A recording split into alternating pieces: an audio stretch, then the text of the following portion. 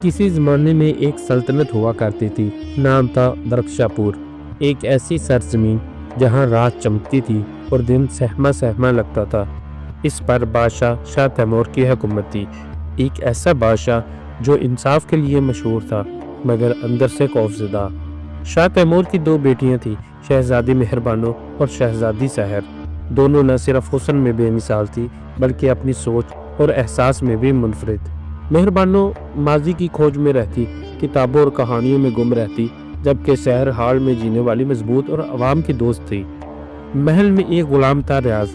किसी को नहीं मालूम था वो कहाँ से आया, बस इतना याद था कि वो बचपन से महल में है, खामोश, बावफा और अक्लमंद। बादशाह इस पर भरोसा करता मगर एक हद तक। शहजादियाँ से भाई की तरह मानती मगर रियाज के दिल में एक राज था, एक ऐसा राज जो इसने कभी किसी को न बताया था। एक दिन महल के दरवाजे पर एक अजनबी आया। इसने कहा वो गुलान है, एक पेशगो जो सदियों पुराने राज जानता है।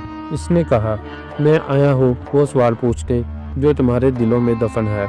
तुम्हारे खून में जो गुनाह बह रहा है वो मेरी सांसों में जल रहा है। दरबार में खामोशी छा गई। बादशाह के माथे पर पसीना उतर आया। शहजादी सहर ने तलवार की तरफ हाथ बढ़ाया और मेहरबानों ने गुलान की आंखों में झांका। रियाज खामोश खड़ा रहा मगर इसके अंदर तूफान था। दरक्षापुर के आसमान पर बादल छा चुके थे। महल के कमरे जो कभी इल्म और सुकून की पनाह गाह थे अब सवालों और वसवसों से भर चुके थे। गुलान की बातों ने सबको बेचैन कर दिया था। बादशाह तैमूर ने अगली सुबह गुलान को तन्हाई में बुलाया। जो कुछ तुमने कहा वो तुम्हारा वहम भी हो सकता है मगर मेरी रातों की नींद छुन चुकी है। साफ साफ बताओ तुम्हारी जुबान में कौन सा जहर छुपा है। गुलान ने नहायत संजीदगी से कहा जहर आपके अंदर है शाह तैमूर, और जिसका आपको इल्म नहीं। वो रुका और फिर बोला ये गुलाम जिसे आपने पाल रखा है रियाज वो बादशाहों की नस्ल से है। शाह तैमूर के लब थरथराए। क्या बकवास है ये सच है गुलान ने कहा, और इसका सबूत महल की पुरानी कुतब में है। शाहजमान के कत्ल के बाद इनका शेर ख्वार बेटा गायब हुआ था। तारीख खामोश रही लेकिन सच ने खामोशी नहीं इख्तियार की। वही बच्चा है रियाज। इसी लम्हे सहर और मेहरबानो दरवाजे के पीछे खड़ी ये सब सुन रही थी। सहर ने दरवाज़ा खोला। अब्बा हुजूर, अगर ये सच है तो हमें जानना चाहिए, अगर झूठ है तो इसका मुंह बंद करना ज़रूरी है। रियाज को दरबार में लाया गया। वह खामोश खड़ा था, नज़रें झुकाए हुए। गुलान ने एक पुरानी अंगूठी निकाली, सोने की, जिस पर शाही निशान कुंदा था। ये इसके गले के तावीज़ में बरसों से है, किसी ने ध्यान ही नहीं दिया। रियाज ने आहिस्ता से कहा ये मेरे पास हमेशा रही मगर मुझे नहीं मालूम था ये क्या है। मैंने ख्वाबों में एक औरत को रोते देखा जो कहती थी तुम्हें कोई पहचान न ले। दरबार खामोश था। बादशाह तैमूर अपनी कुर्सी पर नीम मुर्दा बैठा था। शहजादियाँ अक्का बक्का खड़ी थी। रियाज के चेहरे पर कोई फतेह न थी, सिर्फ एक अजियत थी जो जैसे इसका सब कुछ बदल रहा हो मगर वो कुछ भी नहीं जानता था। रात को शाह तैमूर तन्हाई में रियाज के पास आया। अगर ये सब सच है तो तुम मेरे दुश्मन के बेटे हो। शाह जमान ने मेरे बाप के खिलाफ इल्म बगावत बंद किया था। मैंने तुम्हें पाला मगर शायद तकदीर ने ये खेल पहले ही लिखा हुआ था। रियाज ने कहा मैं दुश्मन का बेटा नहीं, ये सल्तनत का बेटा हूँ। मैंने इस सरजमीन को अपनी माँ समझा है।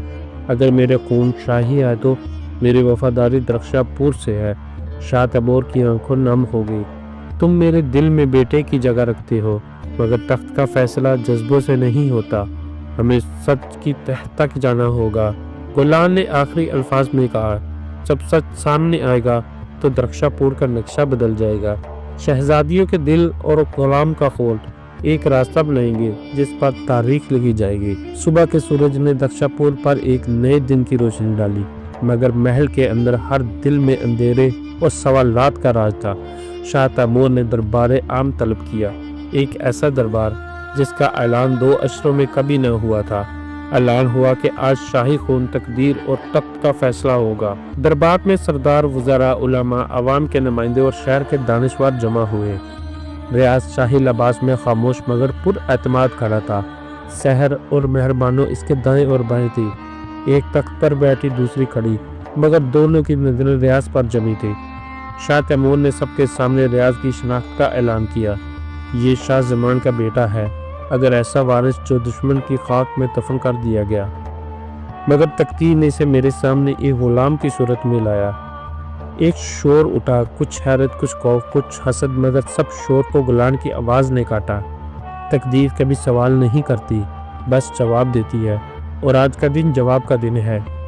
ریاض نے قدم آگے بڑھایا، میں تخت کا طلبگار نہیں، مگر اگر یہ فیصلہ انصاف، عوام اور سلطنت کی بھلائی کے لیے ہے تو میں تیار ہوں۔ شاہ تیمور نے کہا، یہی فرق ہے ایک بادشاہ میں اور ایک ولی عہد میں، تخت ان کو دیا جائے جو اسے مانگتے نہیں۔ مگر اچانک ایک وزیر فریدون کھڑا ہوا، یہ سب ایک سازش ہو سکتی ہے، یہ غلام کون ہے؟ یہ انگوٹھی کہاں سے آئی؟ کیا ہم ایک سلطنت کو خوابوں اور افسانوں پر چھوڑ دیں؟ شور پھر اٹھا، مگر شہزادی سحر آگے آئی، اگر تمہیں یقین نہیں تو عوام سے پوچھو، درخشاں پور کے لوگ جانتے ہیں کہ کون ان کے لیے جیتا ہے، کون ان کے درد کو سمجھتا ہے۔ محل کے بعد ہزاروں لوگ جمع ہو چکے تھے، انہوں نے نعرہ بلند کیا، ریاض ہمارا بھائی ہے، ریاض ہمارا بادشاہ ہے۔ شاہ تیمور کی آنکھوں میں آنسو تھے، وہ تخت سے اٹھا، ریاض کے سامنے آیا اور اپنی تلوار اس کے قدموں میں رکھی۔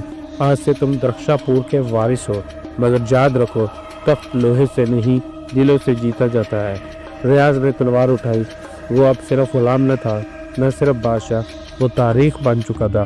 اور غلام نے آسمان کی طرف دیکھا، جو سوال دلوں میں تھے ان کا جواب آ گیا، مگر یہ اختتام نہیں، یہ آغاز تھا۔